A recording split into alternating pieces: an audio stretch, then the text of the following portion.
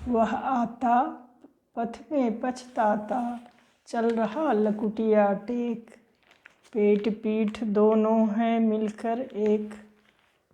कुछ याद आया? ये भिक्षुक शीर्षक काव्य कविता है निराला जी की, जो आपने तो सुना ही होगा, पढ़ा ही होगा अपने पाठ्यक्रम में। जी, हम सब लोगों ने पढ़ा है ये निराला जी की काफ़ी प्रसिद्ध है ये पंक्तियाँ। लेकिन निराला जी का पूरा नाम क्या है, ये हम में से कई बहुत कम लोगों को पता होगा। तो आज आप बता दीजिए कि उनका पूरा निराला नाम। जी का पूरा नाम है सूर्यकांत त्रिपाठी निराला। जी। क्योंकि उनका नाम सूर्य नाम उनके माता पिता ने दिया, परिवार से मिला है, तो बाद में उन्होंने उसमें सूर्यकांत लगा के किया, तो सूर्यकांत त्रिपाठी लिखने लगे। तो इस प्रकार से, और उन्हें निराला जो नाम है वो उन्हें अपने संपादन के, जिसमें वो पत्रिका में मतवाला में जो संपादित कर रहे थे पत्रिका में, तो उससे मिला है उनको निराला। अच्छा, ये बहुत कम लोगों को पता होगा ये तो बात। मतवाला से उन्हें निराला नाम मिला। और उन्होंने कई पत्रिका, जैसे कि वो रामकृष्ण ये के लिए रामकृष्ण मिशन के पत्र के संपादन कार्य किए, समन्वय पत्रिका। फिर उन्होंने मतवाला पत्रिका का संपादन किया, सुधा पत्रिका का संपादन किया। ये सब उनकी कृति हैं। रामकृष्ण साहित्य में काफ़ी उनकी रुचि थी। हाँ, वो जाया रामकृष्ण करते थे मिशन रामकृष्ण हाँ के पत्र का संपादन किया है समन्वय पत्रिका में। समन। और मतवाला पत्र का भी संपादन किया, तो वहीं से उन्हें निराला नाम मिला। सुधा पत्रिका का भी संपादन किया है। तो इस तरह से उन्होंने ये सब उनकी कृति, उनके काव्य संग्रह जो हैं वो काफ़ी बहुत ही प्रसिद्ध और काफ़ी चर्चित हैं। उनका जन्म 1896 ईस्वी में मेदिनीपुर, बंगाल के महिषादल गांव के मेदिनीपुर में हुआ था। पिता राम सहाय त्रिपाठी राजकीय सेवा में थे कार्यरत, इस तरह से। और उनकी 9वीं तक की कक्षा तक वो उनकी शिक्षा हुई। उसके बाद वो घर पर ही पढ़े। मनोहरा देवी से उनकी शादी 15 साल की अवस्था में कर दी गई। मनोहरा देवी की उनकी पत्नी काफ़ी धर्मपरायण थी और धार्मिक विचारों वाली थी, और काफ़ी धर्मपरायण महिला थी। लेकिन विवाह हुआ था निराला जी का? जी, 13 साल की अवस्था में उनका विवाह हुआ मनोहरा देवी से। पुराने समय में हो जाया करता था काफ़ी बाल्यावस्था में। हाँ, क्योंकि जब इनके माता पिता कोई नहीं रहे, सब चल बसे, तब इनकी एक भाभी हैं जिन्होंने इनकी शादी कराई। काफ़ी दुख था इनके जीवन में, परिजनों के वियोग का काफ़ी दुख झेला इन्होंने। न केवल माता पिता बल्कि चाचा वोचा सब जो भी थे, सभी के सब गुजर गए। उसके बाद इनकी एक भाभी थी जो इनको शादी के लिए ये प्रेरित किया, तो इन्होंने मनोहरा देवी से शादी की। 15 अक्टूबर 1961 ईस्वी में प्रयागराज में ये अपना देहावसान हुआ इनका। तो संपादन कार्य भी इनका काफ़ी। मनोहरा देवी जो हैं वो इनकी पत्नी, हाँ, 2 बच्चे को जन्म दिया उन्होंने, एक पुत्र और एक पुत्री सरोज। उसके बाद वो भी चल बसी। फिर इनके जीवन में फिर बहुत शून्यता आ गई, तो लोगों ने इन्हें दूसरी शादी के लिए प्रेरित किया। तब जाके फिर ये दूसरी शादी की, लेकिन वो भी कुछ ही दिन के बाद वो भी चल बसे। तो इस तरह इनके जीवन में परिजनों का बहुत ही वियोग रहा और काफ़ी दुख और संघर्ष में इनका जीवन बीता। फिर अंततोगत्वा ये लिखने लगे, तो इनमें जो भी कविताएं लिखना, इनकी रुचि बहुत ही ये थी, लिखने में इनकी काफ़ी अच्छी रुचि थी। काव्य संग्रह इनका अनामिका, परिमल, गीतिका, तुलसीदास, कुकुरमुत्ता, बेला, अपरा और नए पत्ते। गीत में लिखा है कुंज, सांध्य, काकली, आराधना। कहानी संग्रह इनका लिल्ली, सखी, चतुरी चमार इत्यादि। उपन्यास में इन्होंने अलका, निरुपमा, अप्सरा, प्रभावती और काले कारनामे। इन्होंने कविता भी लिखी है, उपन्यास भी लिखी है, सब कुछ लिखा है इन्होंने। कविता, कहानी, उपन्यास, निबंध, नाटक सब लिखा है। इसलिए इनको इतना सम्मान दिया गया। दिनकर जी इनकी काफी इनका सम्मान किया करते थे। तो नाटक में इनके हैं समाज, शकुंतला, उषा। जीवनी में इन्होंने साहित्य में लिखा है, जीवनी में प्रहलाद का, ध्रुव का, भीष्म, महाराणा प्रताप और शकुंतला। और अनुवाद कार्य में इन्होंने रामचरितमानस का खड़ी बोली में अनुवाद किया। अच्छा, रामचरितमानस का अनुवाद किया है खड़ी बोली में। हाँ, वैसे इनकी राम की शक्ति पूजा जो लिखी जी, है राम की शक्ति पूजा तो हमारे पाठ्य पुस्तक में हाँ, वो बहुत माने अच्छी ये है इनकी काव्य रचना। फिर इन्होंने निबंध संग्रह में प्रबंध प्रतिमा, प्रबंध परिचय, प्रबंध पदम, चाबुक इत्यादि इनकी रचनाएं हैं। इस तरह से इनकी रचनाएं हैं। तो इनकी ये भी तो छायावाद से ही हैं, आधार स्तंभ में से। तो इनकी भी रचनाएं छायावादी कवियों की तरह, इनकी रहस्यवाद में की तरह में हैं, जिनमें कि व्यक्तिगत सुख दुख की अभिव्यक्ति, मानवतावादी विचारधारा, प्रगतिवादी स्वर और सामाजिक चेतना और विद्रोह की भावना इनमें स्वर था। अन्याय के प्रति प्रेम और सौंदर्य का निरूपण भी किया, प्रकृति वर्णन भी किया, नारी के प्रति इनका स्वस्थ दृष्टिकोण था और काफ़ी सम्मान था। राष्ट्रीय भाव की भी अभिव्यक्ति की। ये बहुत बड़े देशभक्त भी थे। निराशा और वेदना के दुखवाद की अभिव्यक्ति भी की। और भाषा शैली इनकी काफ़ी बहुत ही अच्छी थी, संगीतात्मक भी थी और छंद मुक्त भी थी। और भाषा शैली इनकी अन्य कवियों के तरह ही गीतात्मक ये थी। तो इन छायावादी कवि क्यों इन्हें कहा जाता है? इन्हें भी एक स्तंभ कहा जाता है छायावाद का, ऐसा क्यों? हाँ, ये छायावादी कवि ही थे। 4 स्तंभों में निराला का भी नाम है। पंत, निराला, ये महादेवी और प्रसाद, ये 4। हाँ, तो हिंदी साहित्य के सूर्य हैं निराला, माने जाते हैं। जैसे कि इनके परिवार में इनके माता पिता ने नाम दिया था सूर्य। तो निराला जी की मुझे तो सबसे अच्छी उनकी ये लगती हैं, जो कि उनका मंगला ये प्रार्थना गान है, जो कि मुझे तो बहुत ज़्यादा अच्छी लगती है। ये सरस्वती वंदना है उनकी, वर दे वीणा वादिनी वर दे। ये तो ये उनकी लिखी गई है हाँ कविता। हाँ, ये हमें से कई लोगों को पता नहीं होगा, लेकिन हर कोई ये गाया करते हैं। हाँ, ये तो गाना ये है। महाप्राण निराला की ही ये अच्छा, काव्य रचना है। ये मैं दर्शकों को, श्रोताओं को फिर से एक बात दोहरा दूं। आज मुझे ये बात पता चली, शायद आपको भी नहीं पता होगी। वरदे वीणा वादिनी वरदे, ये गीत दरअसल सूर्यकांत त्रिपाठी निराला जी ने लिखी है। ये प्रार्थना गान है, मंगलाचरण है।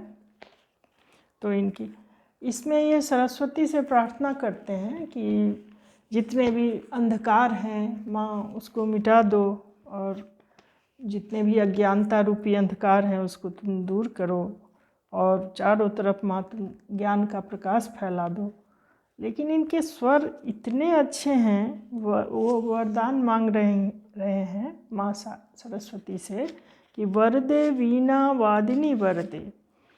मतलब ऐसा वर दे कि चारों तरफ जो घना अंधकार छा गया है, अज्ञानता का, अंधकार का, वो सब तू मिटाकर प्रकाश, चारों ओर प्रकाश फैला दे, प्रकाश भर दे।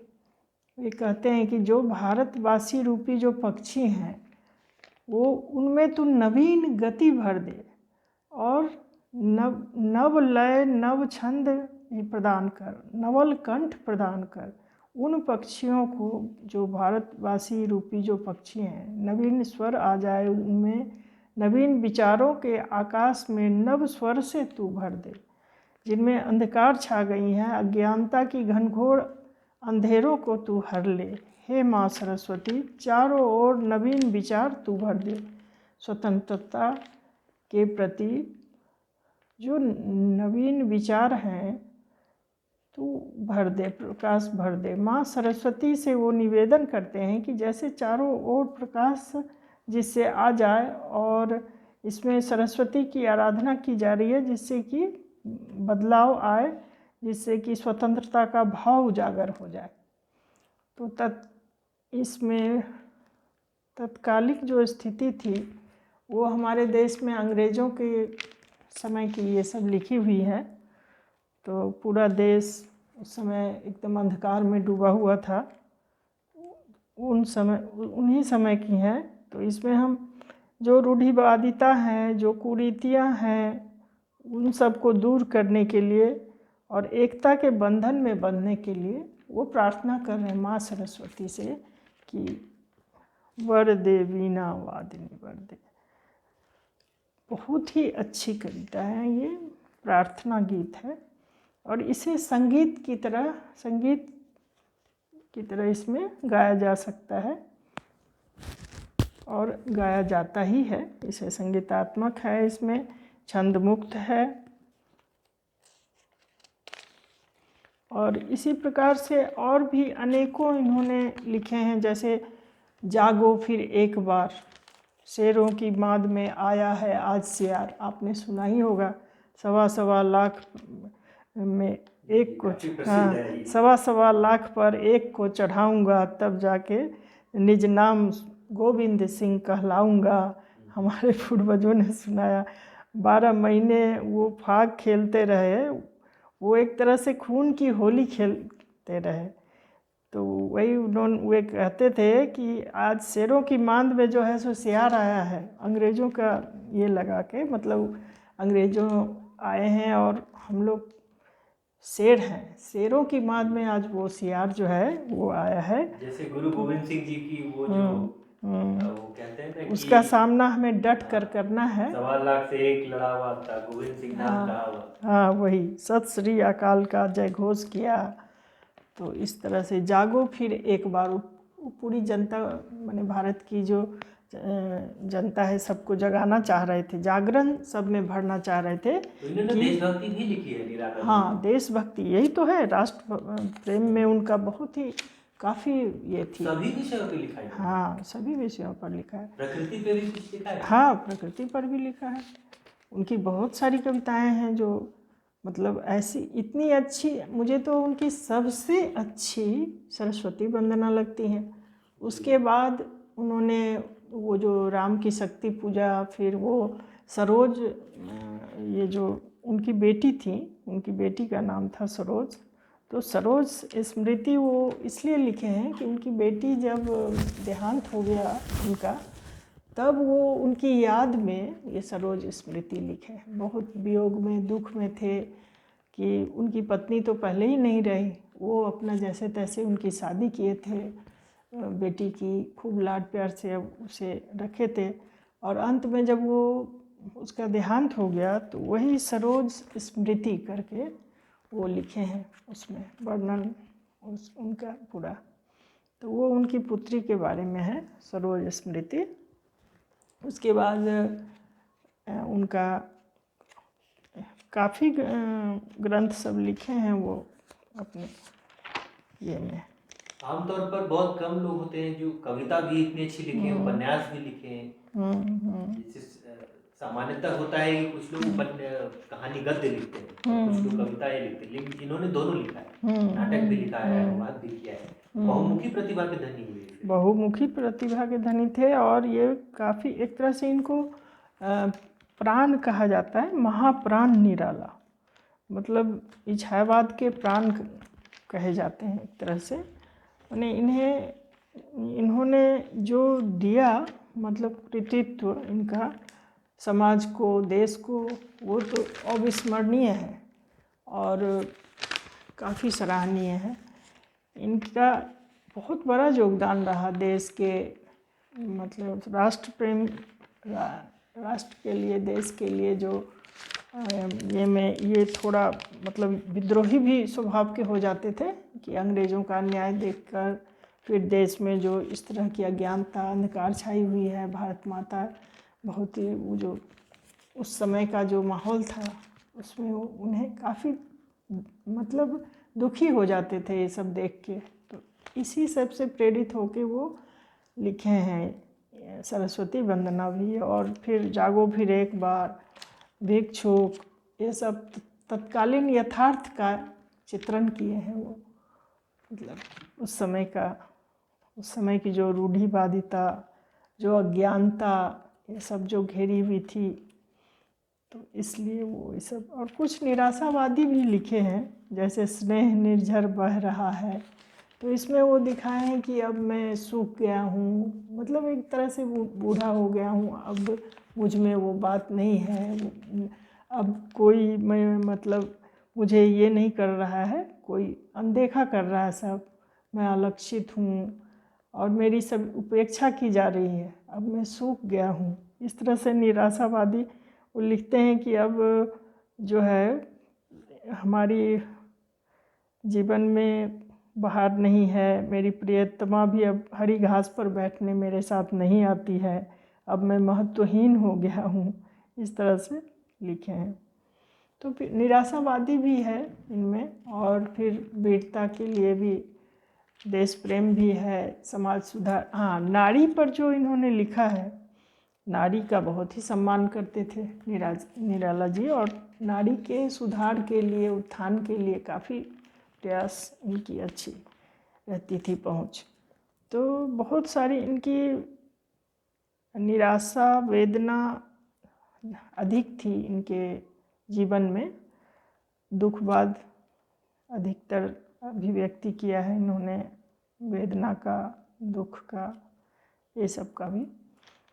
तो और बहुत ही इनकी स्थिति, आर्थिक स्थिति भी ये रही, मतलब गरीबी बहुत ज़्यादा रही, लेकिन ये इतने परोपकारी थे निराला जी कि एक बार की बात है, महादेवी वर्मा इनकी काफ़ी मदद किया करती थी, वो बहन मानते थे। महादेवी वर्मा इनको राखी बांधा करती थी, निराला जी को और पंत जी को, दोनों को, तो भाई बनाए। तो महादेवी वर्मा उनके यहाँ पहुँचे, जब इनके घर अतिथि आए तो बोले कि बहन कुछ मदद तो फिर उन्होंने सारा मदद उनको, उनके लिए जलावन, लकड़ी, कुछ ये सब कुछ भेजा करती थी, राशन वगैरह। तो इस तरह से जब इनको कुछ मिलता होता, मतलब कि वो जो कविता से जो कुछ भी इनको रॉयल्टी मिलती, वो क्या करते, ये किसी गरीबों के लिए दान कर देते। एक बार एक भिखारन को देखे, वो बेचारी बहुत परेशान थी, दुखी थी, तो मांग रही थी कि कुछ दे दे बेटा, कुछ दे दे। तो इन्होंने उसे बोला कि इतना दे देगा ना, 50 दे देगा तो मैं 2 दिन भी नहीं मांगूंगी। तो बोले और मैं 100 दे दूँ तो 3 दिन नहीं मांगूंगी। तो बोला और मैं अगर 500 दे दूँ, पूरे 1000 इनको मिला था रॉयल्टी, वो पूरे के पूरे उन्होंने दे दिए उस भिखारन को। बोले कि जा माँ, तूने मुझे बेटा कहा, तो बेटा कहा तो बेटा का फर्ज होता है कि मैंने अपना अदा किया। और बड़ी बात। हाँ, और उस भिखारन को अपना पूरा का पूरा 1000 रुपया जो उनको मिला था कविता से, वो पूरा उनको दे के चले आए। वो बूढ़ी इतनी खुश हो गई भिखारन, और उसको प्रणाम करके बोले जा माँ, अब से तू भीख नहीं मांगेगी ना। बोले ना बेटा, अब मैं भीख नहीं मांगूंगी, तू तो मेरा बेटा है, इतना अच्छा मुझे मतलब मदद किया। तो तब से तो ऐसे मदद भी किया, केवल कविता नहीं लिखी, भिक्षुक उनकी कविता काफी प्रसिद्ध है। बहुत गरीबों का मदद करते। एक बार महादेवी जी इनके लिए एक कोट बनाई थी कि निराला जी, अपनी चिंता तो रहती नहीं थी, तो इन्होंने क्या किया, जी जी बोलिए। हाँ, दे दिया किसी को, देखा कि अरे उसके तन पे नहीं है, उसे ठंड लग रही है, तो दे देते। जो भी इनके पास होता किसी न किसी को मदद कर देते, दे देते। तो वही महादेवी जो है काफ़ी उनको एक तरह से वो काफ़ी मदद करती, और बहुत अभाव में रहे ये हमेशा ही, जो भी काफ़ी सबकी मदद करना, परोपकार करना, ये सब इनका ये रहा। और अपने ढंग के निराले थे। साहित्य में इनकी बहुत पहुँच थी, बहुत मतलब कि छायावाद के प्रणेता प्राण कहे जाते हैं, महाप्राण निराला। इस तरह से इन्होंने काफी सामाजिक क्षेत्र में भी काम किया है। हाँ। इनके बारे में कहा जाता है कि राहत कार्य शिविर में काफी इन्होंने हिस्सा लिया, भागीदारी की। रामकृष्ण मिशन की सामाजिक कार्यों से काफी जुड़े रहे। हाँ, पत्रिका में वो समन्वय पत्रिका में रामकृष्ण मिशन पत्र का भी संपादन किए, और मतवाला पत्र में संपादन किए, सुधा पत्रिका में, इस सब में काफी इनकी रामधारी सिंह दिनकर जी ने इनकी काफी तारीफ की है। वो तो निराला जी को एक आध्यात्मिक व्यक्ति मानते थे, कवि और लेखक का एक आध्यात्मिक आत्मा, काफी ऊंचा दर्जा दिया है। हाँ, तो उनका जो प्रेम था वो अध्यात्म। एक बार उन्होंने क्या किया, निराला जी ने चले गए वो महात्मा गांधी के पास, क्योंकि महात्मा गांधी के मुंह से किसी भाषण में निकल गया था कि रविन्द्रनाथ टैगोर छोड़कर कोई कवि है ही नहीं यहाँ इतना बढ़िया। अच्छा। हाँ। तो निराला को गुस्सा आ गया कि एक से एक कवि पढ़े हैं, और इनको जो है सोचता है कि एक ही कवि है बस, रविन्द्रनाथ टैगोर, जिन्होंने नोबेल प्राइज़ पुरस्कार प्राप्त किया है। तब इन्होंने क्या किया कि गए उनसे मिलने, और उसी समय पूछा उनसे कि गांधी जी आप कैसे कह सकते हैं कि आपने कितने कवियों को पढ़ा है, कितने काव्य पढ़े हैं आपने हिंदी के। तो गांधी जी चुप। गांधी जी बोले कि मैंने ज़्यादा हिंदी नहीं पढ़ा, मुझे ज़्यादा हिंदी नहीं आती। तब जाके वो थोड़ा शांत हुए। निराला जी बोले कि आपने पंत को पढ़ा है, आपने महादेवी को पढ़ा है, आपने प्रसाद को पढ़ा है, आप कैसे कह सकते हैं, जबकि एक से एक लिखा है इन लोगों ने। हाँ। तो गांधी जी ने क्या कहा? तो गांधी जी ने कहा कि मुस्कुराए, और गांधी जी ने कहा कि मैंने हिंदी उतना नहीं पढ़ा क्योंकि उनको हिंदी ज़्यादा नहीं आती थी। लेकिन ये हिम्मत निराला जी में ही थी कि हाँ, वो जाकर कह सके। तो फिर वो गांधी जी उनको समझाए, बोले कि उन्होंने कहा कि आप मुझे थोड़ा समय दें, मैं आपको ये सब सुनाता हूँ, मतलब अपने काव्य ये सब। तो बोले कि मैं स्वयं एक ये हूँ निराला, और मेरे साथ मैंने बहुतों को पढ़ा, मैंने पूरा पढ़ा है रविन्द्रनाथ को, और आप कहते हैं पूरा मैंने उन्हें समझा है, पढ़ा है रविन्द्रनाथ को, लेकिन थोड़ा हमारी भी तो सुनिए, ये सब ये और भी है कवि, और भी है। आपने कैसे कह दिया कि हिंदी में कोई कवि नहीं है उनके टक्कर की। तो ऐसे थे निराला, काफ़ी मतलब उनको जो चीज़ बर्दाश्त नहीं होता उसमें एकदम ये हो जाते, प्रखर हो जाते थे। तो इस तरह से निराला जी थे, निराले थे अपने ढंग के। ये रहा निराला जी। बहुत ही बहुमुखी प्रतिभा के तो थे। हाँ, बहुमुखी प्रतिभा के धनी थे। जैसा कि अभी आपने कहानी सुनाई कि उन्होंने भिक्षु ने उन्हें दे दिया 100 रुपये। उस जमाने में 100 रुपये बहुत हो गए, बहुत होता था। तो ये बहुत बड़ी बात है। सिर्फ कविताएं उन्होंने नहीं लिखी, वो दिल हृदय भी था हाँ उनका। हाँ, और जो कमाया हजार के हजारों पूरे रुपए उन्होंने दे दिए उस भिक्षु भिखारन को। तो इन्हें पद्म भूषण भी मिला है। हाँ, पद्म भूषण मरणोपरांत भी इन्हें पद्म भूषण से सम्मानित किया गया। और उसके पहले भी जो 32 कवि जो साहित्य में चुने गए थे, उनमें जिनकी की पहली रचना जो ये हुई थी छपा, तो उनमें भी इनको मिला था ये सम्मान पुरस्कार। तो इस तरह से इनकी लेखनी भी थी ही ऐसी, काफ़ी बहुत ही अच्छी अच्छी रचनाएं इन्होंने की हैं। उनकी सबसे अच्छी आपको कृति कौन सी लगी? मुझे तो सबसे अच्छी इनकी सरस्वती वंदना लगी। जी, वो तो काफी। उसके बाद जागो फिर एक बार, फिर भिक्षुक, ये तीनों की तीनों मुझे बहुत पसंद है, बहुत अच्छी लगी। और भी हैं इनके बहुत सारे हैं। तो जागो फिर एक बार में राष्ट्रीय भावना से ओतप्रोत है, इसलिए मुझे बहुत अच्छी लगी। और सरस्वती वंदना तो सबसे पहले मुझे वो अच्छी लगी। और फिर सरोज स्मृति जो इनकी लिखी हुई है वो काफ़ी मार्मिक है, और वो भी एकदम दिल को छू जाती है। ऐसी इनकी मतलब जो ये किए हैं विलाप की अब नहीं रही वो, तो वो खुद भी पछताते हैं कि मैं तुम्हें कुछ ऐसा खुद तुम्हारे लिए कुछ कर ना पाया, ये सब बहुत ये होते हैं। तो वो भी काफ़ी, सरोज स्मृति और सरस्वती वंदना और राम की शक्ति पूजा, ये तीनों तो बहुत ही सराहनीय है। और इस तरह से इनकी रचनाएं तो बहुत अच्छी, हमें तो काफ़ी अच्छी लगी इनकी रचनाएं। बहुत नई बातें पता चली आज निराला जी के बारे में। और जैसा कि ये हमें से कई लोगों को पता नहीं होगा कि वरदे वीणा वादिनी वरदे ये उन्होंने लिखी है। तो बहुत रोचक बातें उनके बारे में पता चली। और इसे हम तो सब लोगों के जी जी गीतों की तरह गाया जाता जी है। हाँ, गीतों की तरह गाया जाता है, काफी चलता तो है उत्तर भारत एकदम में, काफी लोकप्रिय है। संगीतात्मक है, छंद मुक्त भी है, काफ़ी मतलब यथार्थ का चित्रण ये अपने काव्य में करते थे, या अपनी रचनाओं में पूरी समाज का जो यथार्थ जो है उस पर वो ये करते थे। समाज सुधार, इनका परोपकार में बहुत ही रमे थे। ये सब इनमें काफ़ी खासियत थी।